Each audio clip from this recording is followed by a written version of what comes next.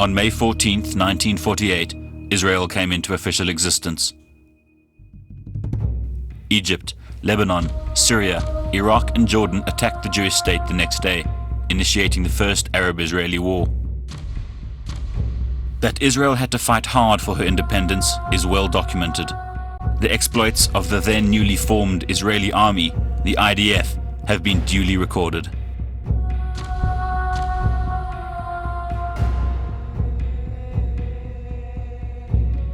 What's less commonly spoken about is the role played by Machal volunteers, who fought covertly for Jewish forces in Palestine before 1948 and for the Israeli army during Israel's early years, including the 1947 to 49 period of the Israeli War of Independence.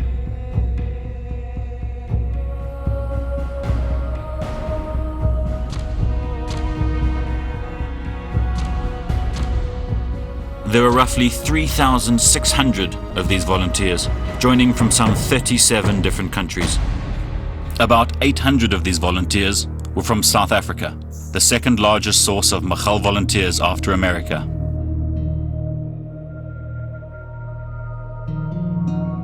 The majority of English-speaking Machalniks had fought in World War II and were ready to use their combat experience for Israel's independence.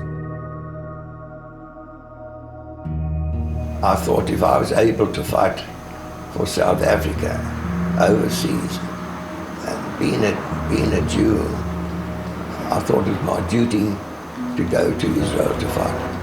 I was never a member of any Zionist organization or Jewish youth movements, but I just felt it was my duty to go. מתושבי ארץ ישראל לחוץ בעצמם בכל הצעדים הנדרשים מצידם הם לביצוע ההחלטה.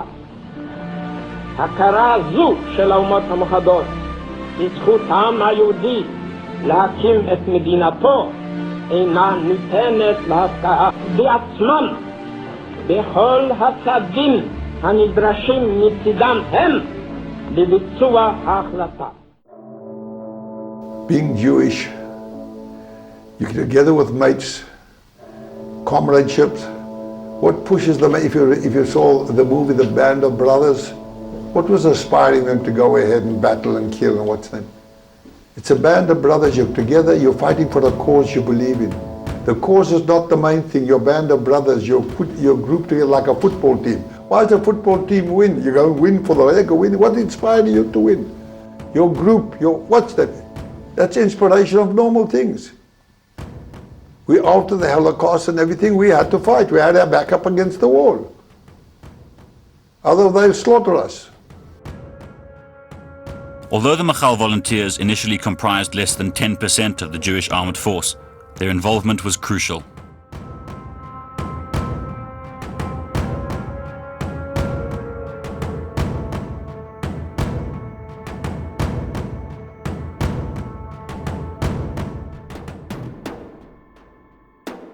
The most critical contribution made by the South African volunteers was in the Air Force.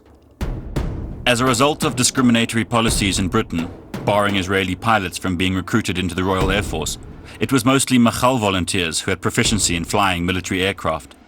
Machal volunteers comprised 2/3 of the IAF and were crucial not only in flying the planes, but also in sourcing them.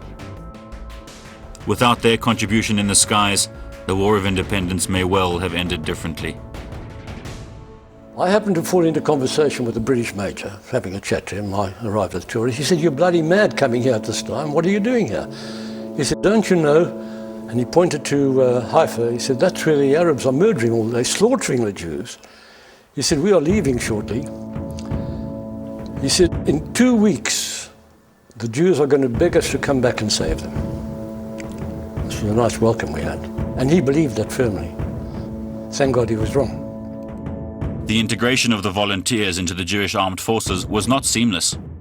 There were regrettable incidents of Jews fighting against and killing other Jews during this tumultuous period of Israel's birth.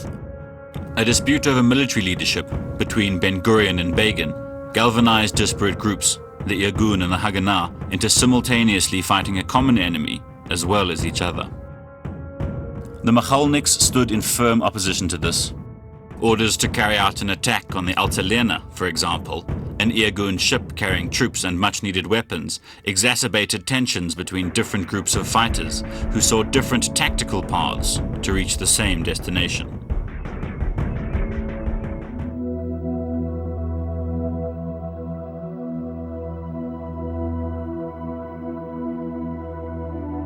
Well, all I know is that I was coming to join the army and help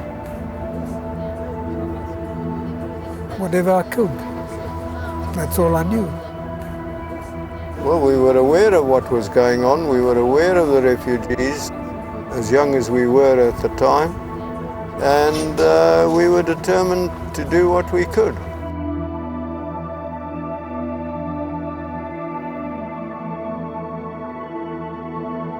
We had in toto 425 air crews. The Americans were the most, I think about 160. Then there were 87 South Africans. The South Africans were about 21.6% of the Air Force, and they were 23% of all the Machalniks. So they really had a very credible presence in the whole Machal story. After serving Israel, most of the volunteers returned to their home countries. 119 Machalniks lost their lives in service. This is their story.